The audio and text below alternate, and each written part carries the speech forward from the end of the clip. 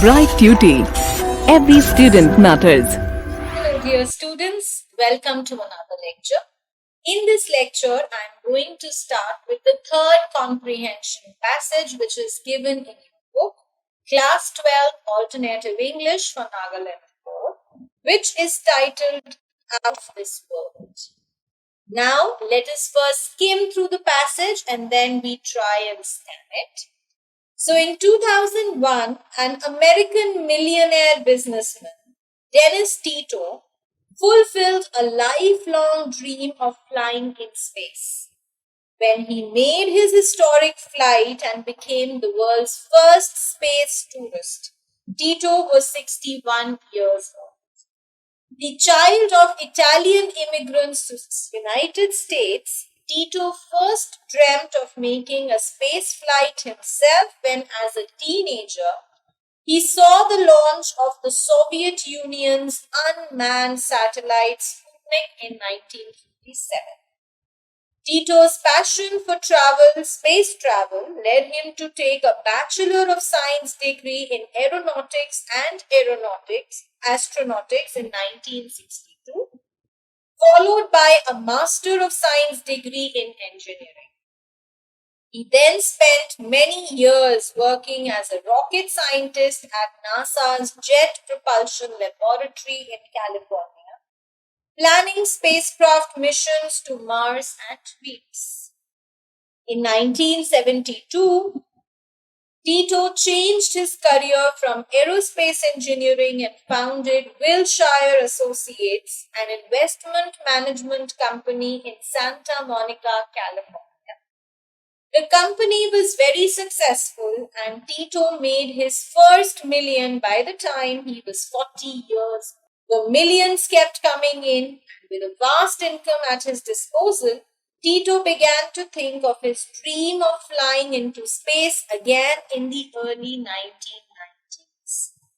He wanted to go to the Russian space station, Mir, and he purchased a ticket costing 20 million to travel there on a Russia-Soyuz rocket. But Tito's plans for a spectacular holiday in space fell through when Russia decided to abandon its 15-year-old space station, Mir. However, Russian officials offered Tito an alternative destination if he wished. He could blast off to the International Space Station. Another Soyuz spacecraft was needed at the space station as a fresh lifeboat and an empty seat was offered to him. Tito predictably jumped at this option, but a fresh problem arose. NASA refused to grant Tito permission to travel to the ISS because Tito was not a trained astronaut, and NASA experts felt he was far too old to go into space. But Tito, who had been undergoing rigorous training, was determined to make his flight into space. When Russians backed him enthusiastically, NASA had to relent, and Tito finally blasted off into space on 28 April 2001. When he spoke of his trip later, Tito said, "For me, it was 40-year goal. Often achieving a major goal in life occurs slowly, but this was instant. It was just at that precise moment. I was so excited and so were my crewmates. There was absolutely no apprehension. It was just a really good, euphoric feeling that finally the day had come. We were going to be in space and we thought of nothing else but the success of that mission. It went very quickly, and probably the most disappointing thing for me was after a total of 8 days in space, I had to return to Earth. I would have happily stayed up there for months."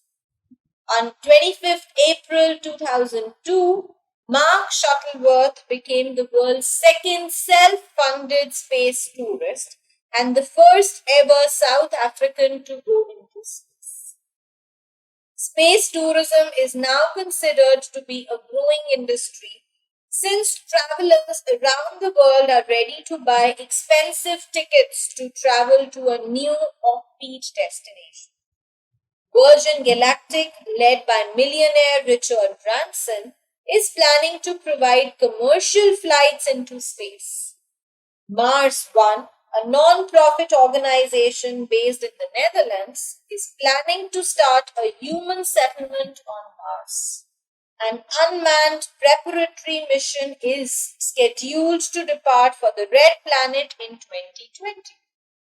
Mars One hopes that human crews will be able to depart on their journey to Mars starting from 2026. Astronauts chosen for this space journey will be required to undergo rigorous 8-year training. They will learn how to repair habitat structures, grow vegetables in confined spaces, and attend to both routine and serious medical conditions, such as dental upkeep, muscle tears, and bone fractures. The journey to Mars itself will take about 8 months, and Mars One explains to all travelers that anyone signing up for this trip will be making a one-way journey. Once you get to Mars, you'll be able to return to Earth. Despite all the hardships and risks involved, more than 1 lakh people applied to Mars One for a chance to fly to planet Mars. Many of these people are from professions unconnected to aeronautics or space research, but they all have the indomitable pioneering spirit, courage, and enterprise that characterize genuine explorers as they look to make a voyage that promises to be truly out of this world. So we've just skimmed through the passage and read what the details of the passage talk about. Let us now look at the passage para by para. So in 2001, there was an American millionaire businessman whose name was Dennis Tito. And he had a dream of flying to space. So this millionaire wanted to go to space. When he made his historic flight and became the world's first space tourist. So when this actually happened, when he actually went into the space, he was 61 years old. His parents were Italian immigrants to United States, and Tito first dreamt of making a space flight himself when he was a teenager. And he got inspired by the launch of Soviet Union's unmanned. Unmanned means a space device, a spacecraft which was not controlled by humans. So there was an unmanned Soviet Union satellite Sputnik, which was launched in 1957, and that is what motivated Tito as well. The passion that Tito had for space travel that forced him to pursue Bachelor of Science in Astronautics in 1962, and thereafter he also went for a master's degree in engineering. So he spent many years working as a rocket scientist at NASA's Propulsion Laboratory in California, planning spacecraft missions to Mars and Venus. Now, in 1972, Tito changed his career from aerospace engineering and he started a company of his own by the name Wilshire Associates. It was an investment management company in Santa Monica, California. Now, this company that he founded was very successful, and Tito made his first million by the time he was 40 years old. The millions kept coming in, so he became very, very rich, and he had a lot of money at his disposal that he could spend. Now, Tito again started dreaming of flying into space in 1990s. He wanted to go to the Russian space station named Mir, And he purchased a ticket for himself as well, costing 20 millions to travel on the Russian Soyuz rocket. But his plan for this spectacular holiday, this wonderful holiday that he had planned for himself, that did not come true because Russia abandoned its 15-year-old space station. Abandoned, it called off, it, uh, just shut down its space station. However, the Russian officials, now that he had a ticket worth 20 million, the Russian scientists, the officials, they offered Tito an alternative. They offered Tito a choice. And what choice was that he could go to the International Space Station. There was another Soyuz spacecraft was needed at the space station, and there was an empty seat which was offered to him in that spacecraft. Now, Tito obviously jumped at this option. Jumped at this option means he was very happy, he took it. But there was a fresh problem that he had to face. NASA refused to grant Tito a permission and travel to ISS because, according to them, Tito was not a trained astronaut. And NASA experts felt that he was too old to go to the space. But Tito, he had been going a rigorous training, a very extensive training for all these years.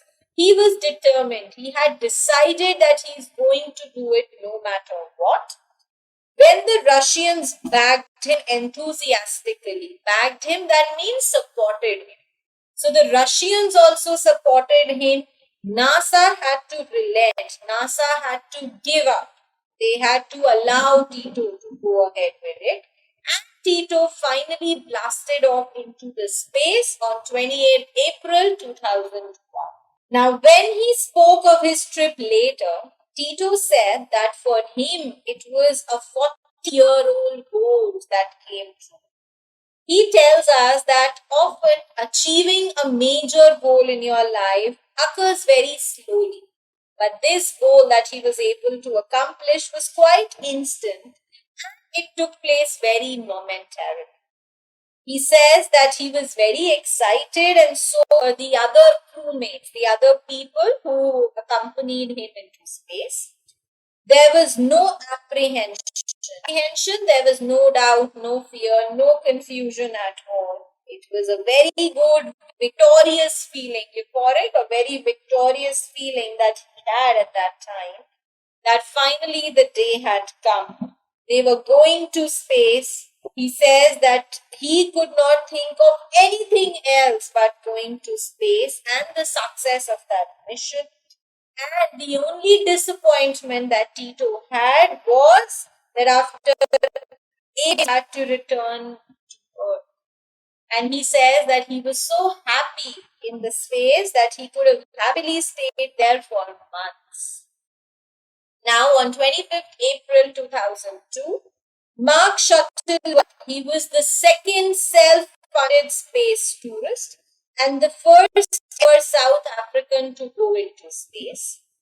Currently, space tourism has become a very growing industry because there are a lot of travelers around the world who are ready to buy excessive tickets to travel to such offbeat, to such uncommon destinations. Now, Virgin Galactic is the name of a company which is led by a millionaire Richard Branson. This company is planning to provide commercial flights to space. So you can actually buy tickets, sit on the flights and go into space.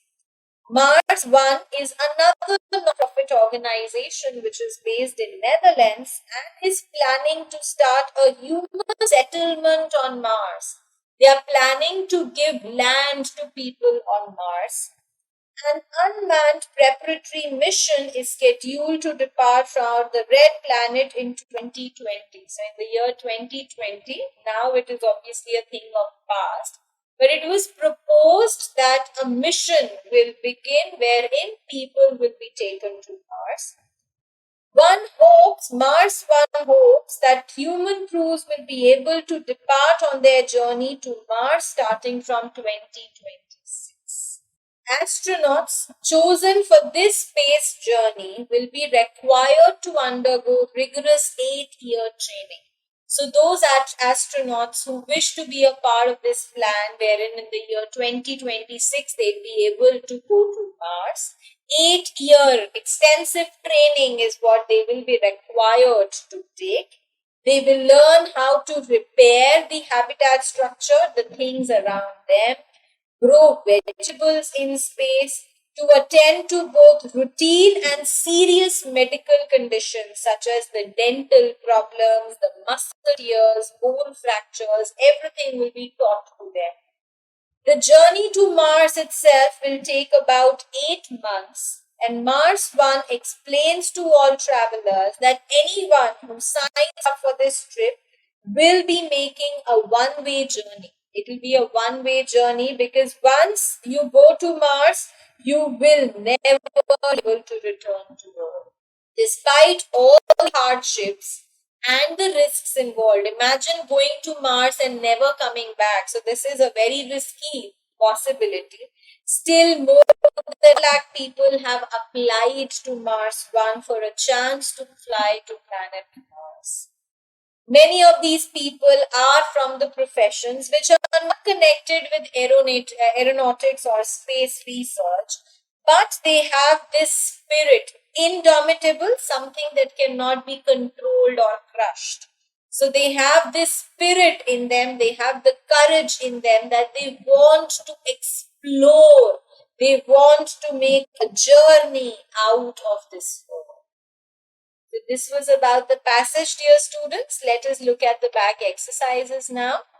Describe Dennis Tito's journey to space. So as we have read, he went first to the Russian spacecraft unit, but when he got to know that that had been shut down, he got the second alternative, going to ISS and taking a seat on an empty spacecraft. Initially, he was not given the permission, but then the Russians backed him, they supported him, and he finally went on to the space.